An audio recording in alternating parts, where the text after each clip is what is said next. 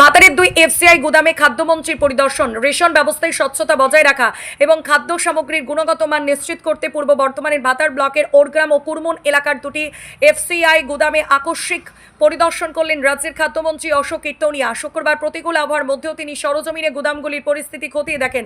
প্রথমে ওরগ্রামের এফসিআই গুদামে পৌঁছে মন্ত্রী রেশন বন্টনের পদ্ধতি, খাদ্যশস্য সংরক্ষণের ব্যবস্থা এবং সামগ্রী পরিকাঠামো পরিদর্শন করেন।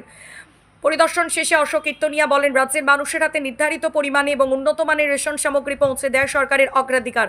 মন্ত্রীর এই আশ্বাসে শ্রমিকদের মধ্যে ইতিবাচক সাড়া পড়ে। পূর্ব বর্ধমান থেকে শেখ মিলনের report, crime press, Bengal news. আজকে পূর্ব বর্ধমানে এখানেই এসেছি এফসিআই গোডাউন ভিজিট করতে।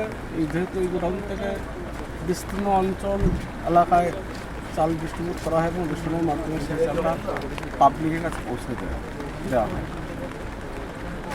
কী চাল যাচ্ছে, কী চাল আছে গোডাউনে সেটা একটু দেখা হলো। যেটা মনে হলো সন্দেহজনক সেটা স্যাম্পেল তোলা হলো স্বাস্থ্য দপ্তর এবং খাদ্য দপ্তরের 2 দপ্তরের মাধ্যমে। সেটা ভেরিফিকেশান হবে। যদি কোথাও ঘাটতি থাকে সেটা ট্রিটমেন্ট হবে, চালের ওষুধ প্রয়োগ হবে এবং যথাসময় মানুষের ডেলিভারি হবে।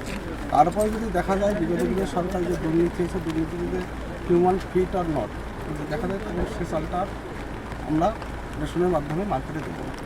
কি লক্ষ্য করলেন, কি দেখলেন? কিছু ডিস্টার্ব আমার খালি চোখে কিছু মনে হলো, কিন্তু এটা টেস্টিংয়ে যাবে, ল্যাবে যাওয়ার পরেই ফাইনাল ডিসিশন হবে অ্যাকচুয়ালি খাওয়ার যোগ্য কিনা।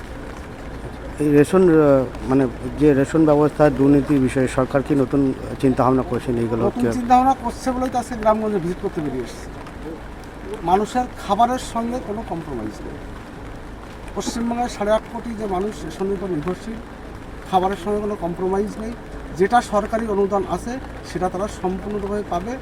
মিডিলম্যান সত্যভোগী যারা বিগত দিনে ছিল, আগামীতে যে পশ্চিমবঙ্গের যে সরকার, শুভেন্দু অধিকারী সরকার, সে মিডিলম্যান এবং সত্যভোগী এখান থেকে উঠে যাবে। রেশন বন্টন ব্যবস্থা নিয়ে আগামী কি চিন্তাভাবনা রয়েছে? আছে পরিষ্কার স্বচ্ছ রেশন বন্টন ব্যবস্থা। যেভাবে অবৈধ কিছু কাজ করা আছে এখনও, যারা বড় বড় সরকারি অফিসার যারা ট্যাক্স দেয়, ট্যাক্স প্লেয়ার, প্রচুর সম্পত্তি মানে তারা এখনও বিপুল অন্তর্ভুক্ত আছে। সেগুলো হিসাব মতন করার একটা পলিসি ম্যাটার আছে। যারা আমজনতা গরিব মানুষ আছে, যারা বিপিএল আওতাভুক্ত থাকা উচিত তথাপি তারা পায়নি, তাদের জন্য আগামী দিন ভালো খবর থাকবে, তাদের সেই বিপিএলের আওতাভুক্ত করা হবে। রাজ্য জুড়ে কি এই ভিজিট চলবে? যে ভিজিট আছে রাজ্য জুড়ে চলবে। এফসিআই গোডাউন আমরা এখানে মুটিয়া কাজ করি। হ্যাঁ, আজকে মন্ত্রী সাহেব এসেছিল, উনি দেখলেন, ঘুরে চাল ফাল স্যাম্পেল করলেন, নিয়ে গেলেন, আমাদের সাথে কথা বললেন যে আপনারা কি পান না পান।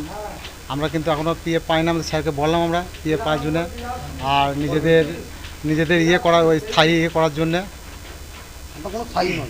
আমরা তো কোনো স্থায়ী নয়। মন্ত্রীর সাথে কথা হয়েছে যে আমাদের পিএফে কথা হয়েছে। উনি বললেন যে হ্যাঁ ঠিক আছে, আমাদের দেখছি এটা এই বিষয়ে কী করা যায়। কতদিন ধরে এখানে কাজ করছে? আমরা আজকে প্রায় 4 বছর ধরুন। এই যে পিএফ পান অভিযোগ করেছিলেন আগে? হ্যাঁ করেছিলাম। আমরা হ্যান্ডেল কন্ট্রাক্টরকে বলেছিলাম, আমরা স্যারকে বলেছিলাম। আজকে মন্ত্রীর সামনে পেয়ে বললেন, কি মনে হচ্ছে? আমাদের তো মনে হচ্ছে, দেখি আশা তো একটা দিয়ে গেছেন উনি, দেখি কী করা যায়, যাকে উনি করবেন কিছু। কতজন কাজ করেন এখানে? আমরা এখানে প্রায় 58 জন কাজ করি। আপনার নাম? আমার নাম পলাশ মণ্ডল। কতদিন ধরে আপনি কাজ করছেন? আমি এখান থেকে শুরু থেকেই কাজ করছি। এটা কোথায়? এটা ওরগ্রাম এফসিআই গোডাউন।